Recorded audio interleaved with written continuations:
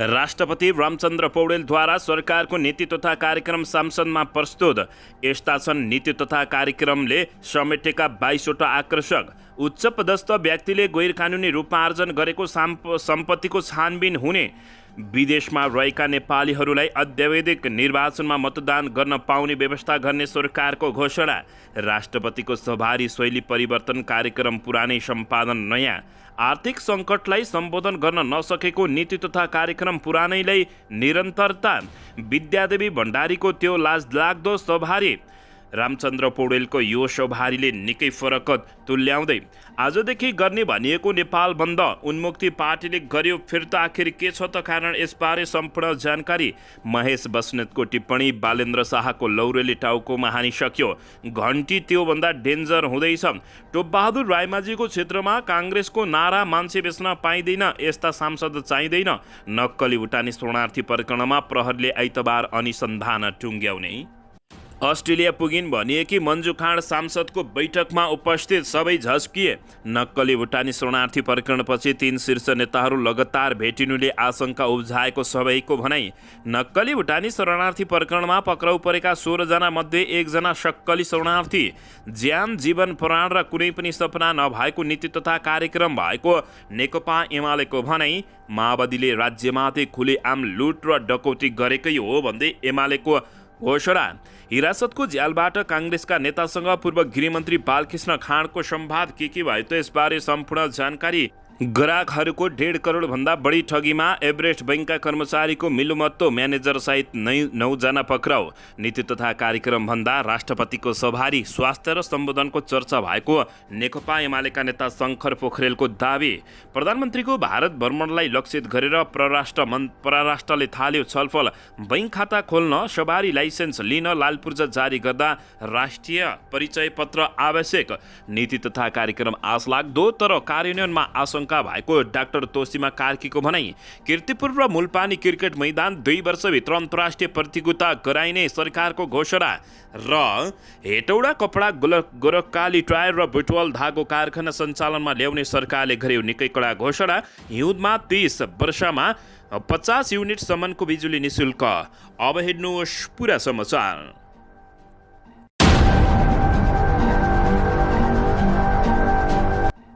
दर्शक महानुभावहरू नमस्कार। नेपाली न्युज टिभीको न्युज बुलेटिन खबरमा यहाँहरूलाई हार्दिक स्वागत छ। सदाझै आज पनि तपाईँहरूमाझ देश तथा विदेशका महत्त्वपूर्ण समाचार अपडेटका साथ उपस्थित भइसकेका छौँ। दर्शक महानुभावहरू हामीलाई तपाईँहरूले कहाँदेखि हेर्दै हुनुहुन्छ नेपाल भाइ जिल्ला र ठाउँको नाम लेख्नुहोला। यदि विदेशमा हुनुहुन्छ भने आफू रहेको देशको नाम पनि लेख्न नभुल्नुहोला र हाम्रो च्यानल नेपाली न्युज टिभीलाई अहिलेसम्म पनि सब्स्क्राइब गर्नुभएको छैन भने सब्स्क्राइब गर्नुहोला, साथै सँगै रहेको बेल आइकनलाई दबाउन पनि नभुल्नुहोला। आउनुहोस् दर्शक महानुभावहरू आजको पहिलो तथा विशेष खबरतर्फ लागौं। दर्शकबिन राष्ट्रपति रामचन्द्र पौडेलले हिज संघीय सदनमा सरकारको नीति तथा कार्यक्रम प्रस्तुत गरेका छन्। प्रतिनिधि सभा र राष्ट्रिय सभाको संयुक्त बैठकमा उनले प्रस्तुत गरेको नीति तथा कार्यक्रमलाई यति बेला निकै चर्चाको रूपमा हेरिएको छ। दर्शक महानुभावहरू अन्ततः सरकारले चालु आर्थिक वर्षकै कार्यक्रमलाई निरन्तरता दिई आगामी वर्षको नीति निर्धारण गरेको छ। स्रोत अभावमा बजेटको सिलिङ घटाएको सरकारले अधिकांश कार्यक्रमलाई निरन्तरता दिएको छ। चालु खर्च घटाउन सरकारी केही सस्ता गाम्ने योजना ल्याइए पनि ठोस योजना भने ल्याएको छैन। अघिल्लो वर्ष घोषणा भएको राइडिङ सेवालाई कानुनी दायरामा ल्याउने, रेल मेट्रो रेल सञ्चालन गर्ने, जल यातायात सञ्चालन गर्ने कार्यक्रम नै अगाडि सारेको छ। सरकारले राजनीतिक कार्यक्रम अन्तर्गत उच्च पदस्थ व्यक्तिहरूको सम्पत्ति छानबिन गर्ने, विदेशमा रहेका नागरिकहरूलाई भोटिङको व्यवस्था गर्ने, नागरिकता सम्बन्धी समस्या छिटो सम्बोधन गर्ने जस्ता विषय उल्लेख गरेको छ। सार्वजनिक सेवा प्रवाहका क्षेत्रलाई अनलाइनबाट गर्ने, राहदानी लाइसेन्स, विद्यार्थी विदेश अध्ययन गर्न जाँदा नो अब्जेक्सन लेटरलाई सहज गर्ने जनाएको छ। राष्ट्रिय परिचय पत्र वितरण दर्ता स्थानीय तहबाटै गर्ने व्यवस्था मिलाउने र 3 वर्षभित्र जग्गाधनी प्रमाण पूर्जा, बैंक खाता, स्थायी लेखा नम्बर र सवारी चालक अनुमति पत्र जारी गर्दा अनिवार्य रूपमा राष्ट्रिय परिचय पत्र नम्बर उल्लेख गर्नुपर्ने बताइएको छ। पूर्वाधारमा पूर्व पश्चिम राजमार्गको विस्तार, दुर्गमार्गमा विस्तार 2083 सम्म सम्पन्न गर्ने, सुरुङ फ्लाइओभर जस्ता पूर्वाधारलाई प्राथमिकता दिने सरकारले जनाएको छ। पर्यटन क्षेत्रमा नयाँ हिमाल आरोहण खुल्ला गर्ने, नयाँ पर्यटकीय गन्तव्यको पहिचान, सांस्कृतिक र धार्मिक क्षेत्रलाई सफा र विदेशी पर्यटक आकर्षण गर्ने कार्यक्रम समेत सरकारले समेटेको छ। 2 वर्षभित्र 5 लाख आन्तरिक रोजगारी सृजना गर्न, निजी क्षेत्रसँग सहकारी गर्ने, विभिन्न मुलुकहरूसँग श्रम सम्झौता पुनर्वलोकनका साथै नयाँ श्रम गन्तव्य मुलुकको पहिचान गरिने समेत सरकारले दोहोऱ्याएको छ। खेलकुदमा 2 वर्षभित्र कीर्तिपुर र मुलपानी क्रिकेट रङ्गशालाको स्तर उन्नति र अन्तर्राष्ट्रिय प्रतियोगिता गर्ने, चितवनको भरतपुर र कैलालीको फाप्ला, बैतडीको दशरथ चन्द्र र मोरङको विराटनगर क्रिकेट रङ्गशालाको पूर्वाधार निर्माण अगाडि बढाउने समेत सरकारले जानकारी दिएको छ। सरकारले उच्च पदस्थ व्यक्तिहरूको सम्पत्ति पनि छानबिन गर्ने भएपछि यति बेला जताततै त्यसको चर्चा चलेको छ। दर्शकबिन, यसैबीच सरकारले हेटौडा कपडा उद्योग, गोरखकाली टायर कारखाना र बुटोल उद्योग धागो उद्योग सञ्चालनमा ल्याउने बताएको छ। शुक्रबार सङ्घीय सदनमा प्रस्तुत सरकारको नीति तथा कार्यक्रममा सो विषय उल्लेख गरिएको हो। लामो समयदेखि बन्द रहेका उद्योग खारेजी सञ्चालनमा एकीकरणमा आवश्यक व्यवस्थापनको विषयमा अध्ययन गर्न एक उच्चस्तरीय अनुगमन समिति गठन गरिने समेत सरकारले बताएको छ। साथै औद्योगिक क्षेत्रमा वैदेशिक लगानी भित्राउनका लागि विदेशी कूटनीतिक नियोगको सक्रियता बढाइने समेत सरकारले जानकारी दिएको छ। दर्शक महानुभावहरू, यसैबीच सरकारले नीति तथा कार्यक्रममा 30 हिउँदमा 30 र वर्षमा 50 युनिटसम्मको बिजुली सरकारले जनताहरूलाई सित्तैमा दिने बताएको छ। सरकारले न्यूनतम विद्युत खपत गर्नेलाई निःशुल्क विद्युत दिने घोषणा गरेको हो। आगामी आर्थिक वर्ष 2080-81 को नीति तथा कार्यक्रम संसदमा पेश गर्दै राष्ट्रपति रामचन्द्र पौडेलले हिउँदमा 30 युनिट र वर्षयाममा 50 युनिटसम्मको बिजुली निःशुल्क दिने घोषणा गरेको छ। सरकारको विद्युतको खपतलाई बढोत्तरी गर्ने घोषणा गरेको हो। खाना पकाउने ग्यासलाई प्रतिस्थापन गर्दै बिजुलीको खपतलाई बढाउने नीति तथा कार्यक्रम अगाडि सरकारले सारेको छ। विद्युत निर्यातका लागि अन्तर्राष्ट्रिय पूर्वाधारको निर्माणमा जोड दिने समेत सरकारले घोषणा गरेको हो। दर्शकबिन, यसैबीच राष्ट्रपति रामचन्द्र पौडेलको यति बेला सवारीलाई लिएर निकै चर्चा भएको छ। तत्कालीन राष्ट्रपति विद्यादेवी भण्डारीले सदनमा सम्बोधन गर्न आउँदा शीतल निवासदेखि नयाँ बानेश्वरसम्म सडक खाली गरिन्थ्यो। राजाको शैलीमा उनी हिँड्ने गरेकी थिइन्। फर्किने क्रममा समेत सडक खाली गराइन्थ्यो। सर्वसाधारण घण्टौँ जाममा बस्नुपर्ने बाध्यतामा रहेका थिए। 28 माघ 2079 मा राष्ट्रपति भण्डारीले प्रतिनिधि सभा र राष्ट्रिय सभा संयुक्तलाई सम्बोधन गर्न आउँदा त सडकमा हिँडेको भन्दै वीर अस्पतालका डाक्टरले समेत प्रहरीको कुटाई खाएका थिए। त्यो ज्यादतीको सर्वत्र विरोध भएको थियो। राष्ट्रपतिका हरेक सवारीमा सडक खाली गराउने अभ्यासको नतिजाको रूपमा नागरिकहरूले शास्ति बेहोर्दै आएका थिए। शास्ति भोग्दा भोग्दै आजित जनताले गणतन्त्रकै विरोध गर्न थालेका थिए। गणतन्त्रको स्थापनापछि पनि राजतन्त्रकालीन अभ्यासलाई निरन्तरता दिएको भन्दै राष्ट्रपति विद्यादेवी भण्डारी र नेकपा एमालेको चरको आलोचना समेत भएको थियो।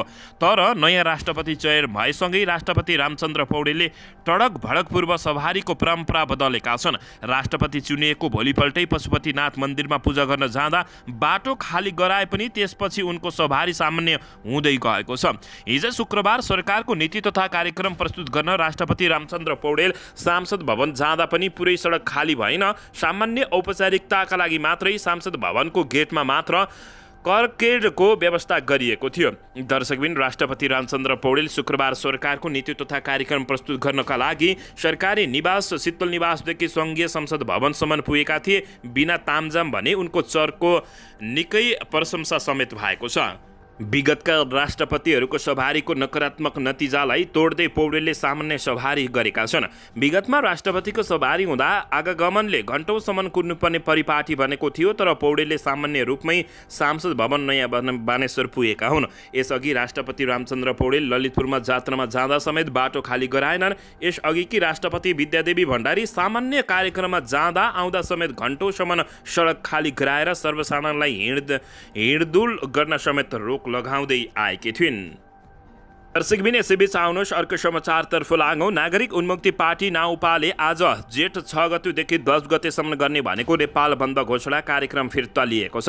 पार्टीका वरिष्ठ उपाध्यक्ष दामोदर पण्डितले सरकार शुक्रबार एक विज्ञप्ति जारी गर्दै प्रधानमन्त्री पुष्पकमल दाहाल प्रचण्डले संसदमा लाल आयोगको प्रतिवेदन सार्वजनिक गरिने र फौजदारी विधेयक संसदमा टेबल भइसकेको जानकारी दिएको भन्दै पार्टीले जेठ 6 गतेदेखि गर्न लागेको सबै बन्दका कार्यक्रम फिर्ता लिएको घोषणा गरेका छन्। विज्ञप्तिमा भनेको छ, सरकारको पक्षबाट सम्माननीय प्रधानमन्त्रीज्यूले सदनमै लाल आयोग प्रतिवेदन सार्वजनिक गरिने गरी फौजदारी विधेयक संसदमा टेबल भइसकेको लगायत अन्य राजबन्दीको रिहाई कानुन संशोधन गरेर भए पनि निकाल्ने प्रतिबद्धता संसदमै जाहेर गर्नुभएको हुँदा सरकारको पक्षसँग भएको सम्झौता सकारात्मक भएको महसुस नागरिक उन्मुक्ति पार्टीलाई भएकाले प्रेस विज्ञप्तिमा आह्वान गरिएको नेपाल बन्द कार्यक्रम अर्को सूचना नआउँदासम्म स्थगित गरिएको बताइएको छ।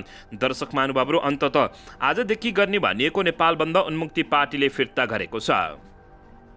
दर्शकबिन यसैबीच यता महेश बस्नेतले निकै कडा टिप्पणी गरेका छन्। नेकपा एमालेका नेता महेश बस्नेतले बालेनको लौरोभन्दा घन्टी डेन्जर भएको टिप्पणी गरेका हुन्। नेपाल राष्ट्रिय भूतपूर्व सैनिक तथा प्रहरी संगठन मध्यपुर थिमी नगर कमिटीको कार्यक्रमलाई सम्बोधन गर्दै उनले एमालेले मात्रै जनताको काम गर्न सक्ने बताएका हुन्। एमाले सधैँ जनताको पक्षमा रहेको उल्लेख गर्दै पार्टी कमिटीहरूलाई पनि सेवामा समर्पित हुन आग्रह गरेका छन्।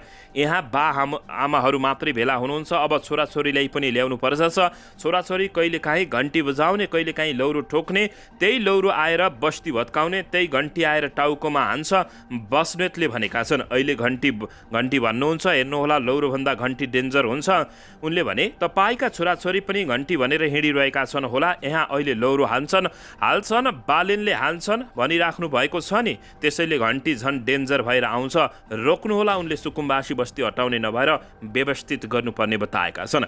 महेश बस्नेतले टिप्पणी गर्दै बालेन शाहको लौरोले टाउकोमा हानिसक्यो, अब घन्टी त्योभन्दा डेन्जर हुने समेत भन्दै बताएका छन्। दर्शकबिन यसैबीच यता फरार भएर अस्ट्रेलिया पुगिन् भनेकी मन्जु खाँड सांसदको बैठकमा उपस्थित भएकी छिन्। सत्तारूढ दल नेपाली काङ्ग्रेसकी सांसद मन्जु खाँड सांसदको बैठकमा उपस्थित भएकी छिन्। नक्कली भुटानी शरणार्थी प्रकरणमा पूर्व गृहमन्त्री समेत रहेका श्रीमान बालकृष्ण खाँड पक्राउ परेपछि उनी सार्वजनिक सम्पर्कबाट बाहिर रहेकी थिइन्। शुक्रबारको सङ्घीय संसदको संयुक्त बैठकमा भने उनी उपस्थित रहेको देखिएको छ। खाँडमाथि पनि नक्कली भुटानी शरणार्थी प्रकरणमा 6 करोड लिएको आरोप रहेको छ। सामाजिक सञ्जालमा उक्त अडियो बाहिरिएको हो, तर यसको सत्यता पुष्टि भएको छैन। यसअघि उनी अस्ट्रेलिया पुगेको समाचार सार्वजनिक भएको थियो, त्यो समाचार भने असत्य भएको जानकारी प्राप्त भएको छ। दर्शक महानुभावहरू, अस्ट्रेलिया पुगिन् भनेकी अन्ततः मन्जु खाँड सांसदको बैठकमा उपस्थित भएपछि यति बेला सबै दङ्ग परेका छन्। दर्शकबिन यता नक्कली शरणार्थी प्रकरणमा पक्राउ परेका 16 जना मध्ये 1 जना सक्कली शरणार्थी पक्राउ परेका छन्। प्रहरीले नक्कली भुटानी शरणार्थी प्रकरणमा मुछिएका आशंकित आरोपीको संख्या 16 पुगेको छ। बिहिबार दिउँसो नेपाल हज समितिका अध्यक्ष शमशेर मिया र बेलुकी भुटानी शरणार्थीका नेता टेकनाथ रिजाल पक्राउ परेका थिए। रिजाल र मिया पक्राउ परेसँगै यो प्रकरणमा प्रहरीले 16 जनालाई नियन्त्रणमा लिएर आवश्यक अनुसन्धान गरिरहेको छ। जिल्ला प्रहरी परिसर काठमाडौँका प्रहरी प्रमुख एसएसपी दानबहादुर कार्कीले पक्राउ गरेका रिजालमाथि थप अनुसन्धान गर्न अदालतबाट 2 दिनको म्याद लिएर कारबाही प्रक्रिया अगाडि रहेको जानकारी दिएको छ। नक्कली शरणार्थी प्रकरणमा प्रहरीले यसअघि एमालेबाट निलम्बित सचिव टोपबहादुर रायमाझी र नेपाली काङ्ग्रेसका नेता बालकृष्ण खाँड, आङटाबा शेर्पा सहित 14 जनालाई पक्राउ गरी अनुसन्धान गरिरहेको हो। नेपाली नागरिकलाई नक्कली भुटानी शरणार्थी बनाउने धान्यमा संलग्न रहेको आरोपमा प्रहरीले सरकारका सचिव टेकनारायण पाण्डे, तत्कालीन गृहमन्त्री रामबहादुर थापा, बादलका सुरक्षा सल्लाहकार इन्द्रजित राई लगायत शीर्ष कर्मचारीहरूलाई समेत पक्राउ गरेको छ।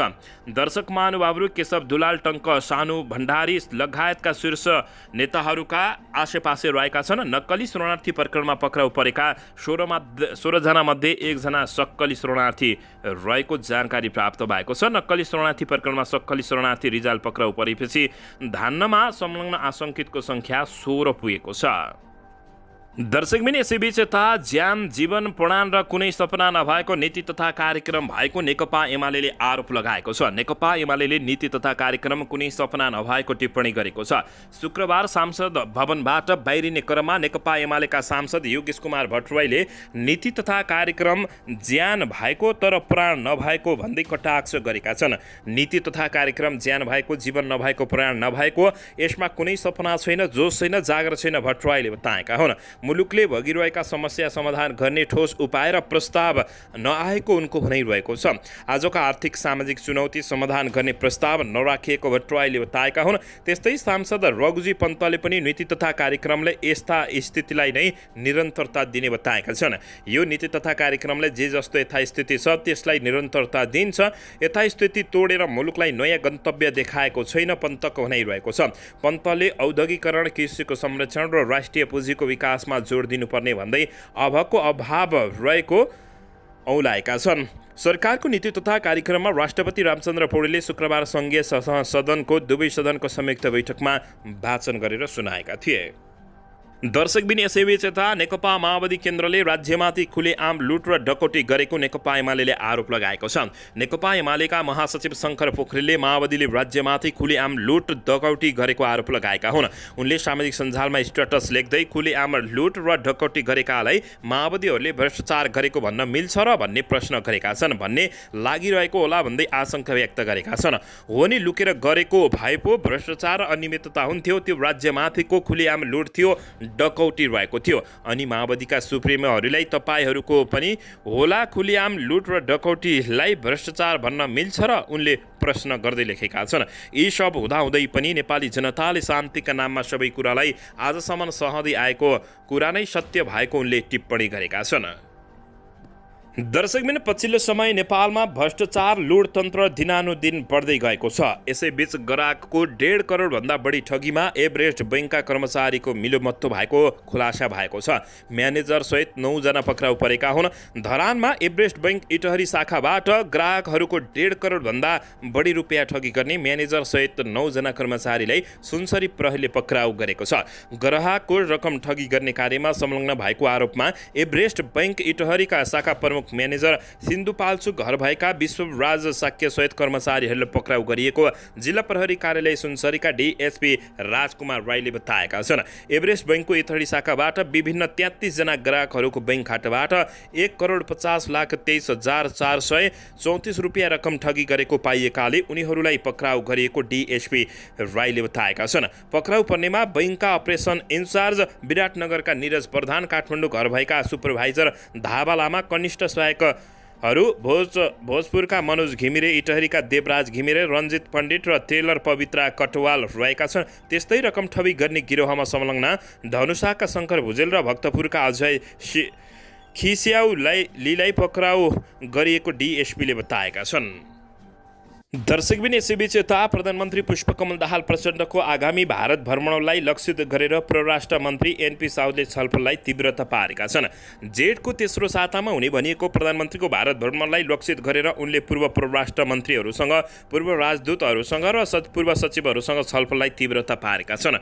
परराष्ट्र मन्त्री साउदले शुक्रबार मात्र प्रधानमन्त्री प्रचण्डको भ्रमणका विषयमा पूर्व परराष्ट्र मन्त्रीहरूसँग छलफल गरेका छन्। परराष्ट्र मन्त्रालयमा भएको छलफलमा पूर्व परराष्ट्र मन्त्रीहरू सुजाता कोइराला, रघुवीर महासेठ, डाक्टर प्रकाश लोहनी र डाक्टर भेषबहादुर थापा सहभागी भएका छन्।